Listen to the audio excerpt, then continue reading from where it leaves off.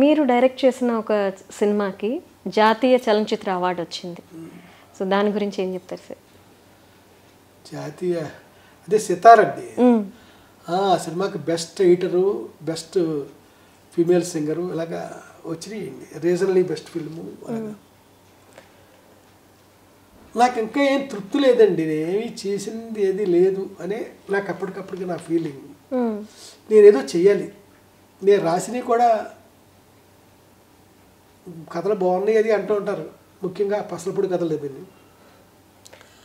ఇంకా నేను ఏదో రాయాలి, ఏదో చేయాలి సినిమాలు. ఇంకా నేను సాటిస్ఫై కావట్లా. మీరు ఇంట్రడ్యూస్ చేసిన హీరోయిన్స్ అందరి సినిమాల్లో కనిపించే హీరోయిన్స్ కంటే చాలా ప్రత్యేకంగా కనిపిస్తారు.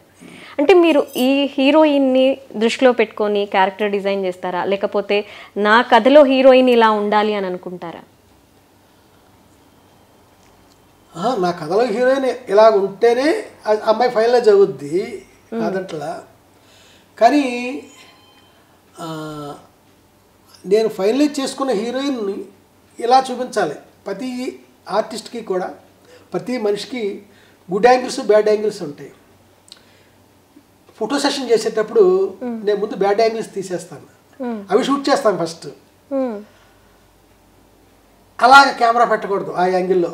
అలాగే ఒక నిర్ణయానికి వచ్చాక ఆ పెట్టకూడదు అనుకున్న తర్వాత పెట్టేయన్ని కూడా మంచి యాంగిల్సే కదా, బాగుంటాయి కదా. అలాగే రకరకాలుగా చేయడం జరిగింది, ఇలా కూడా చేయడం జరిగింది. వంశీ గారు అంటే హిట్స్ కంటే ఫ్లాప్స్ ఎక్కువ ఉంటాయి అనేసి ఒక టాక్ ఉంటుంది సార్. అలాంటి మాటలు వచ్చినప్పుడు మీరు ఎలా రిసీవ్ చేసుకుంటారు?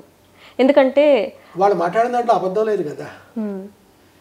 బాగానే అది ఎలా రిసీవ్ చేసుకుంటారంటే, అద్భుతాలు చేయాలి, ఈసారి నేను మహా అద్భుతమైన హిట్ కొట్టాలి, ఈ విధంగా నేను తీసుకుంటాను.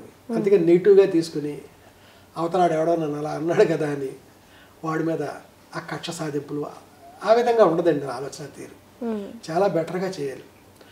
లాస్ట్కి నేను క్యాబ్లో వెళ్తుంటే ఆ డ్రైవరు, లేకపోతే ఏసీటీ బస్సు ఎక్కడిని వెళ్ళి వెళ్తుంటే ఆ కండక్టరు, అలాంటి ఎవరు చెప్పినా కానీ నేను పాజిటివ్గానే తీసుకుంటాను.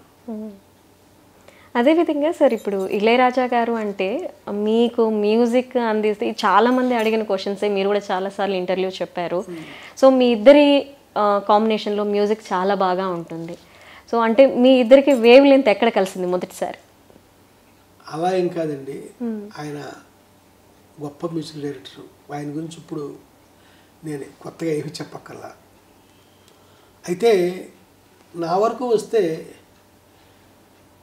నాకేం కావాలో అది ఇస్తారు ఆయన. అది ఆ విషయంలో నేను అదృష్టవంతండి. నాకేం కావాలో అది ఇస్తారు ఆయన అంతే. అంటే చేసేటప్పుడు మేము ఇద్దరమే ఉంటాం, ఇంకా మూడో మనిషి ఎవరు ఉండటం. అది కూడా ఇదంతా నా గతం గురించి చెప్తున్నా. స్టూడియోలోని అది ఆయన రూములో అది కంపోజ్ చేయమండి. ఎక్కడెక్కడో అడవుల్లోకి, ఎక్కడికో కేరళ, తమిళనాడు, డీప్ ఫారెస్ట్లు ఎక్కడెక్కడికో తిరుగుతూ ఉంటామండి. అక్కడ చేస్తూ ఉంటాం. లేదు తిరువణామలైలో రమణాశ్రమంలో ఆయనకి ఒక కాటేజ్ ఉంది, సపరేట్ బిల్డింగ్. అక్కడ అలాంటి ఆ ప్లెజెంట్ ప్లేసెస్లో ఈ మ్యూజిక్ కంపోజింగ్ జరుగుతూ ఉంటుంది. ఆయన వ్యక్తిగతంగా కూడా నేను దగ్గర కాబట్టి ఏదో సందర్భంలో అలాగా ఒక ట్యూన్ అనుకోవడం చేయడం జరుగుతూ ఉంటుంది.